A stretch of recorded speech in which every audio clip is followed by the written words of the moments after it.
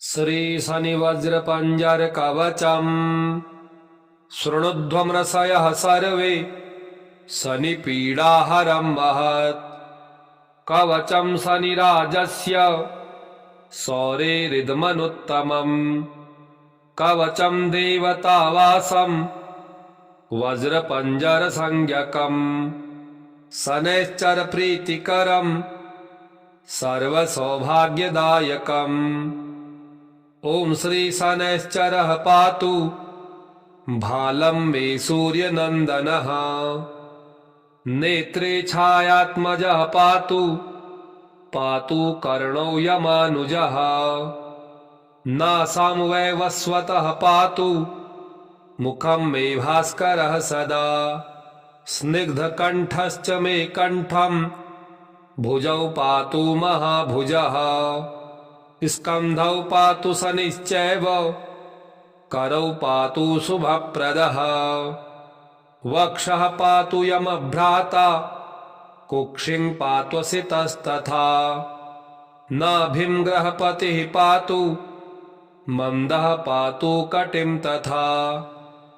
उरुममन्तकः पातु यमो जानुयुगं तथा। पादौ मन्दगतिः पातु सर्वांगं पातु पिप्पलः। अङ्गोपाङ्गानि सर्वाणि रक्षेन्मे सूर्यनन्दनः। इत्येतत् कवचं दिव्यं पठेत् सूर्यसुतस्य यः। न तस्य जायते पीडा प्रीतो भवति सूर्यजः।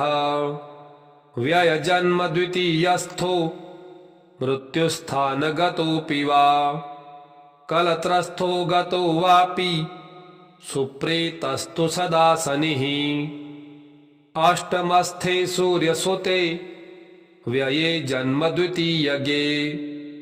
कवचं पठते नित्यं न पीडा जायते क्वचित्। इत्येतत् कवचं दिव्यं सौरेर्यनिर्मितं पुरा। द्वादशाष्टम जन्मस्थ दोषान्नाशयते सदा। जन्म लग्न स्थितान् दोषान् सर्वान्नाशयते प्रभुः। शृणुध्वं रसयः सर्वे शनि पीडाहरं महत्। कवचं शनिराजस्य सौरेरिदमनुत्तमम्। कवचं देवतावासं वज्र पंजर संज्ञकम्।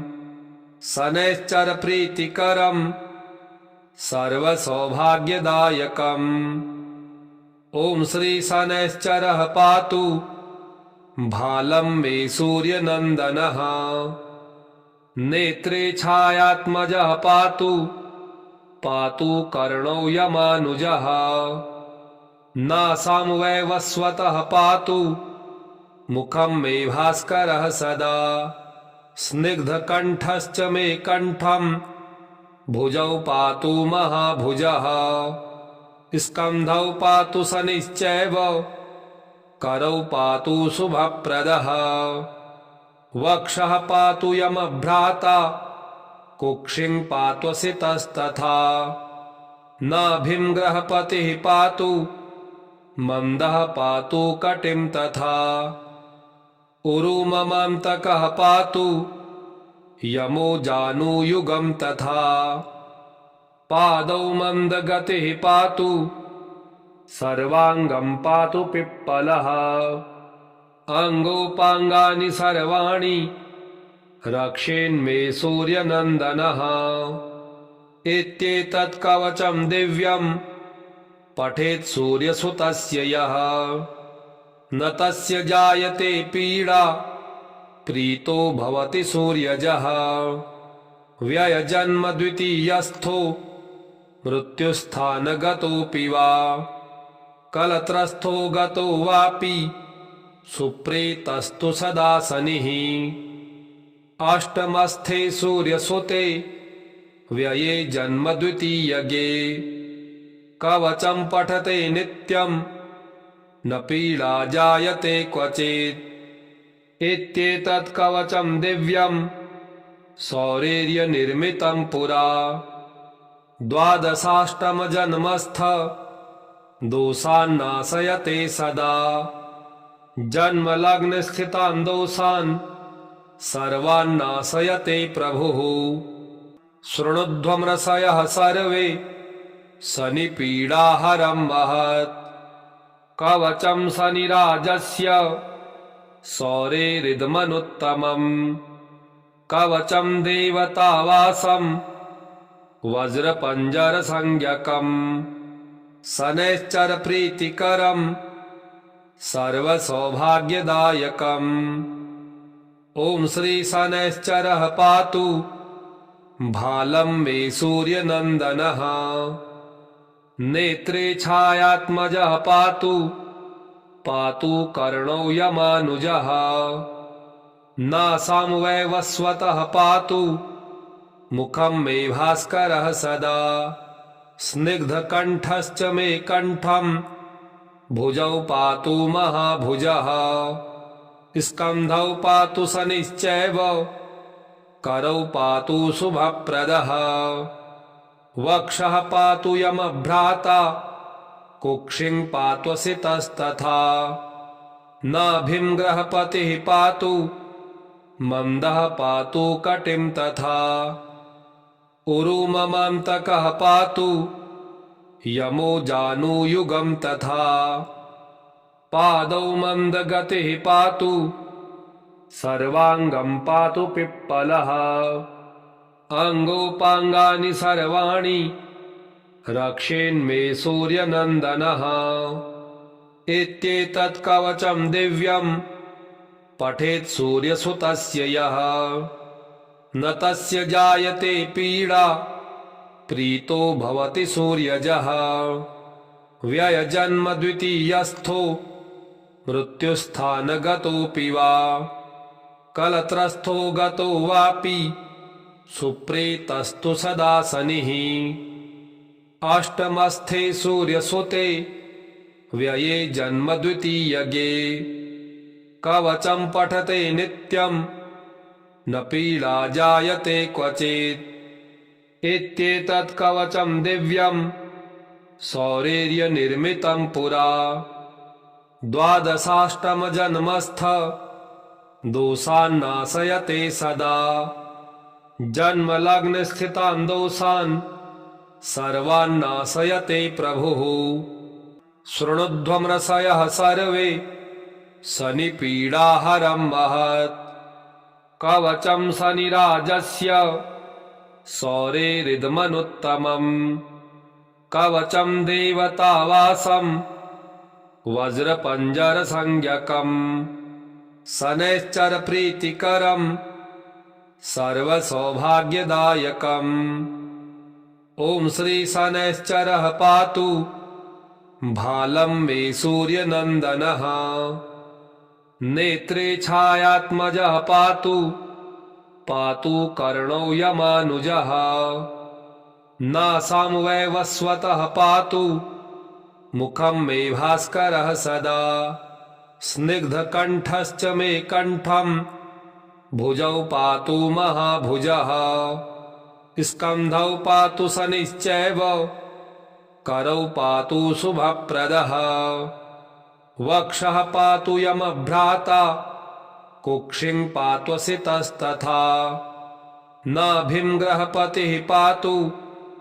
मन्दः पातु कटिं तथा उरुममन्तकः पातु यमो जानुयुगं तथा पादौ मन्दगतिः पातु सर्वाङ्गं पातु पिप्पलः अङ्गोपाङ्गानि सर्वाणि रक्षेन्मे सूर्यनन्दनः इत्येतत् कवचं दिव्यं पठेत् सूर्यसुतस्य यः न तस्य जायते पीडा प्रीतो भवति सूर्यजः व्ययजन्म द्वितीयस्थो मृत्युस्थानगतोऽपि वा कलत्रस्थो गतो वापि सुप्रीतस्तु सदा शनिः अष्टमस्थे सूर्यसुते व्यये जन्म द्वितीयगे।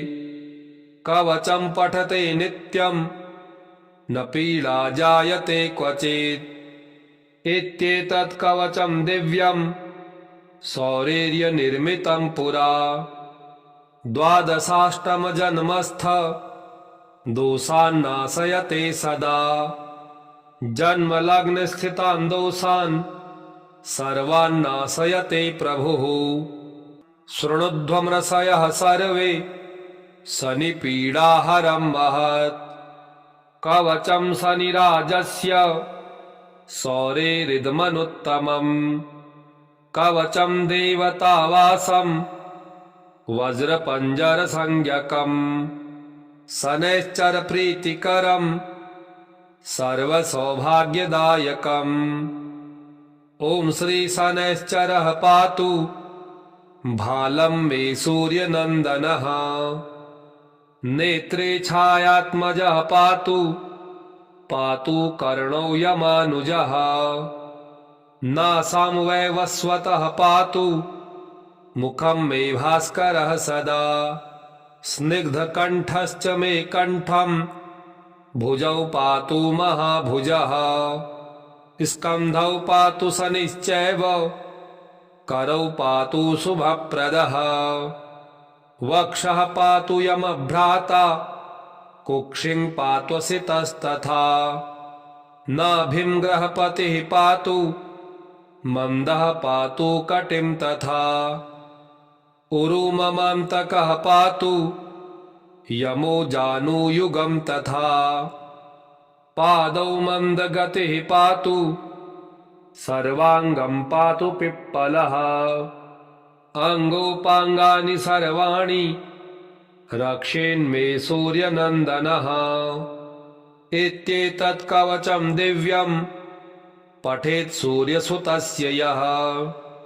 न तस्य जायते पीडा प्रीतो भवति सूर्यजः। व्ययजन्म द्वितीयस्थो मृत्युस्थानगतोऽपि वा। कलत्रस्थो गतो वापि सुप्रीतस्तु सदा शनिः। अष्टमस्थे सूर्यसुते व्यये जन्म द्वितीयगे। कवचं पठते नित्यं न पीडा जायते क्वचित्। इत्येतत् कवचं दिव्यं सौरेर्यनिर्मितं पुरा। द्वादशाष्टमजन्मस्थ दोषान्नाशयते सदा। जन्मलग्नस्थितान् दोषान् सर्वान्नाशयते प्रभुः।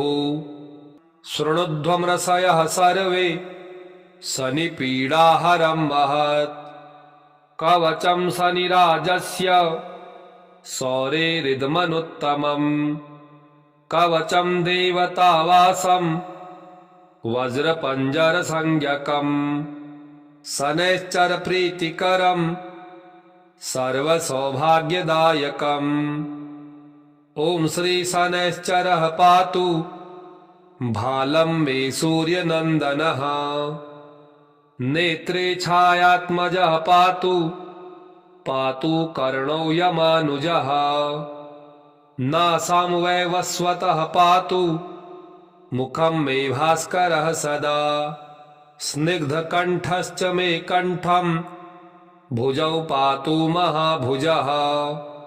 स्कन्धौ पातु शनिश्चैव करौ पातु शुभप्रदः। वक्षः पातु यमभ्राता कुक्षिं पात्वसितस्तथा। नाभिं ग्रहपतिः पातु मन्दः पातु कटिं तथा। उरुममन्तकः पातु यमो जानुयुगं तथा। पादौ मन्दगतिः पातु सर्वाङ्गं पातु पिप्पलः। अङ्गोपाङ्गानि सर्वाणि रक्षेन्मे सूर्यनन्दनः। इत्येतत् कवचं दिव्यं पठेत् सूर्यसुतस्य यः। न तस्य जायते पीडा प्रीतो भवति सूर्यजः। व्ययजन्म द्वितीयस्थो मृत्युस्थानगतोऽपि वा। कलत्रस्थो गतो वापि सुप्रीतस्तु सदा शनिः अष्टमस्थे सूर्यसुते व्यये जन्म द्वितीयगे कवचं पठते नित्यं न पीडा जायते क्वचित् इत्येतत् कवचं दिव्यं सौरेर्यनिर्मितं पुरा द्वादशाष्टमजन्मस्थ दोषान्नाशयते सदा जन्मलग्नस्थितान् दोषान् सर्वान्नाशयते प्रभुः शृणुध्वमृषयः सर्वे शनिपीडाहरं महत् कवचं शनिराजस्य सौरेरिदमनुत्तमम् कवचं देवतावासं वज्रपञ्जरसंज्ञकम् शनैश्चर प्रीतिकरं सर्वसौभाग्यदायकम् ॐ श्री शनैश्चरः पातु भालं मे सूर्यनन्दनः नेत्रे छायात्मजः पातु पातु कर्णौ यमानुजः नासां वैवस्वतः पातु मुखं मे भास्करः सदा स्निग्धकण्ठश्च मे कण्ठं भुजौ पातु महाभुजः स्कन्धौ पातु शनिश्चैव करौ पातु शुभप्रदः वक्षः पातु यमभ्राता कुक्षिं पात्वसितस्तथा नाभिं ग्रहपतिः पातु मन्दः पातु कटिं तथा उरुममन्तकः पातु यमो जानुयुगं तथा पादौ मन्दगतिः पातु सर्वाङ्गं पातु पिप्पलः अङ्गोपाङ्गानि सर्वाणि रक्षेन्मे सूर्यनन्दनः इत्येतत् कवचं दिव्यं पठेत् सूर्यसुतस्य यः न तस्य जायते पीडा प्रीतो भवति सूर्यजः व्ययजन्म द्वितीयस्थो मृत्युस्थानगतोऽपि वा कलत्रस्थो गतो वापि सुप्रीतस्तु सदा शनिः अष्टमस्थे सूर्यसुते व्यये जन्म द्वितीयगे कवचं पठते नित्यं न पीडा जायते क्वचित् इत्येतत् कवचं दिव्यं सौरेर्यनिर्मितं पुरा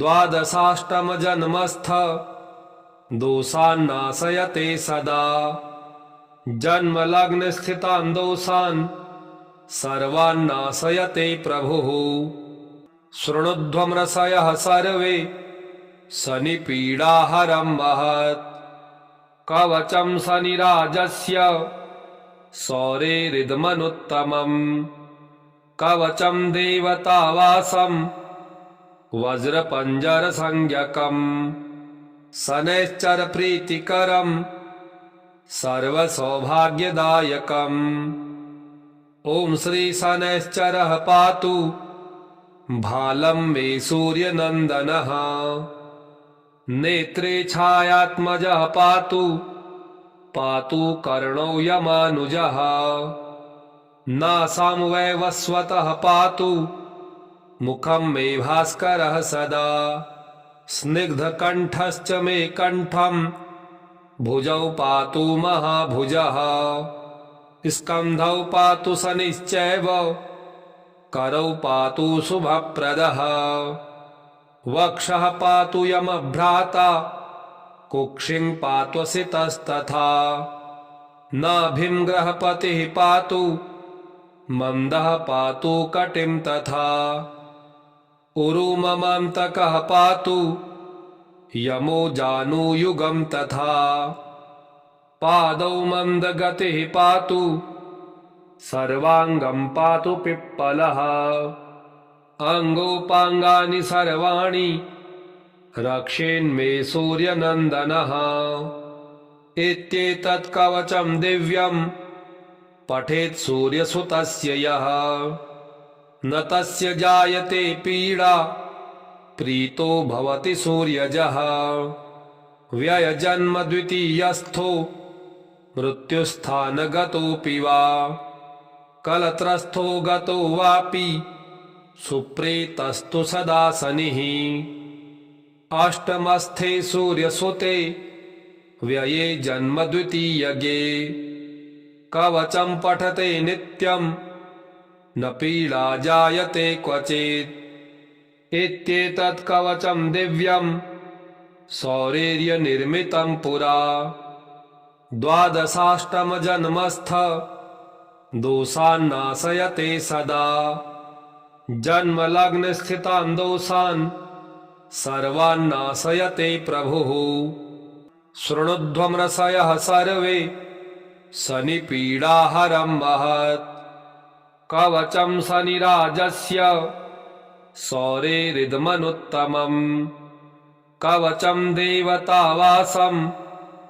वज्रपञ्जरसंज्ञकम् शनैश्चरप्रीतिकरं सर्वसौभाग्यदायकम् ॐ श्री शनैश्चरः पातु भालं मे सूर्यनन्दनः नेत्रे छायात्मजः पातु पातु कर्णौ यमानुजः नासां वैवस्वतः पातु मुखं मे भास्करः सदा स्निग्धकण्ठश्च मे कण्ठं भुजौ पातु महाभुजः स्कन्धौ पातु शनिश्चैव करौ पातु शुभप्रदः वक्षः पातु यमभ्राता कुक्षिं पात्वसितस्तथा नाभिं ग्रहपतिः पातु मन्दः पातु कटिं तथा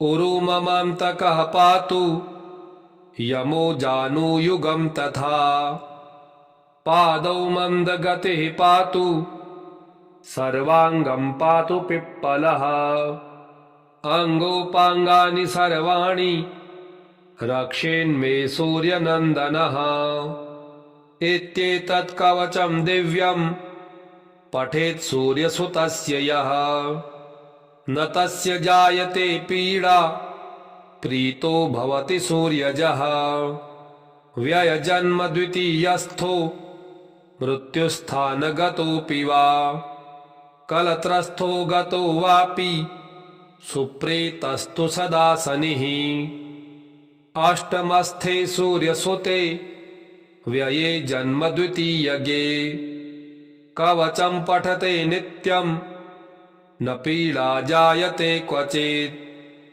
इत्येतत् कवचं दिव्यं सौरेर्यनिर्मितं पुरा द्वादशाष्टमजन्मस्थ दोषान्नाशयते सदा जन्मलग्नस्थितान् दोषान् सर्वान्नाशयते प्रभुः शृणुध्वं रसयः सर्वे शनिपीडाहरं महत् कवचं शनिराजस्य सौरेरिदमनुत्तमम् कवचं देवतावासं वज्रपञ्जरसंज्ञकम् शनैश्चरप्रीतिकरं सर्वसौभाग्यदायकम् ॐ श्री शनैश्चरः पातु भालं मे सूर्यनन्दनः नेत्रे छायात्मजः पातु पातु कर्णौ यमानुजः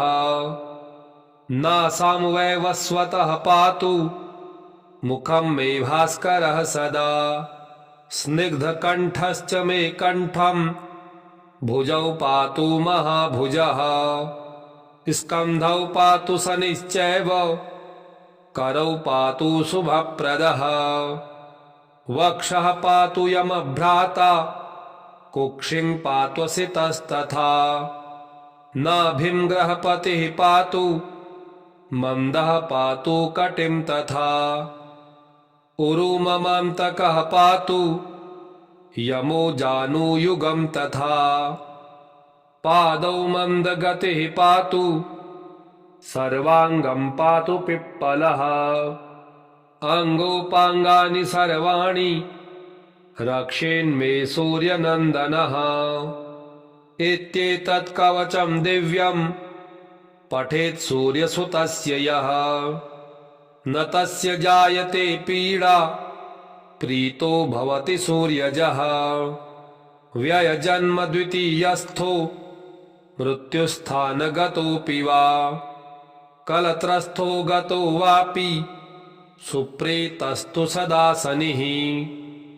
अष्टमस्थे सूर्यसुते व्यये जन्म द्वितीयगे कवचं पठते नित्यं न पीडा जायते क्वचित्। इत्येतत् कवचं दिव्यं सौरेर्यनिर्मितं पुरा द्वादशाष्टमजन्मस्थ दोषान्नाशयते सदा। जन्मलग्नस्थितान् दोषान् सर्वान्नाशयते प्रभुः। शृणुध्वमृषयः सर्वे शनिपीडाहरं महत् कवचं शनिराजस्य सौरेरिदमनुत्तमम्। कवचं देवतावासं वज्रपञ्जरसंज्ञकम् शनैश्चर प्रीतिकरं सर्वसौभाग्यदायकम्। ॐ श्री शनैश्चरः पातु भालं मे सूर्यनन्दनः। नेत्रे छायात्मजः पातु पातु कर्णौ यमानुजः।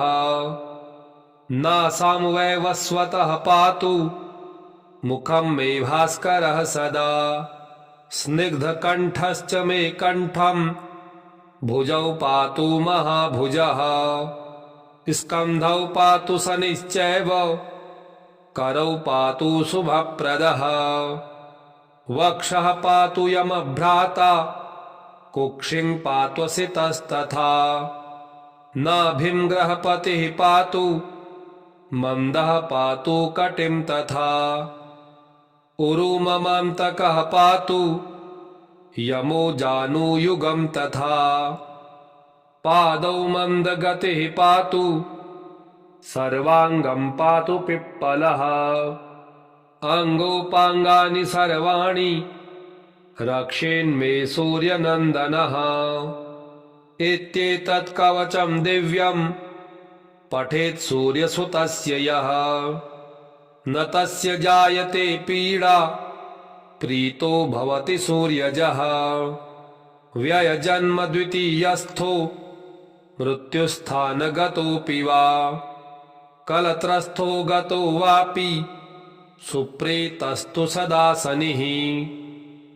अष्टमस्थे सूर्यसुते व्यये जन्म द्वितीयगे कवचं पठते नित्यं न पीडा जायते क्वचित्। इत्येतत् कवचं दिव्यं सौरेर्यनिर्मितं पुरा द्वादशाष्टमजन्मस्थ दोषान्नाशयते सदा।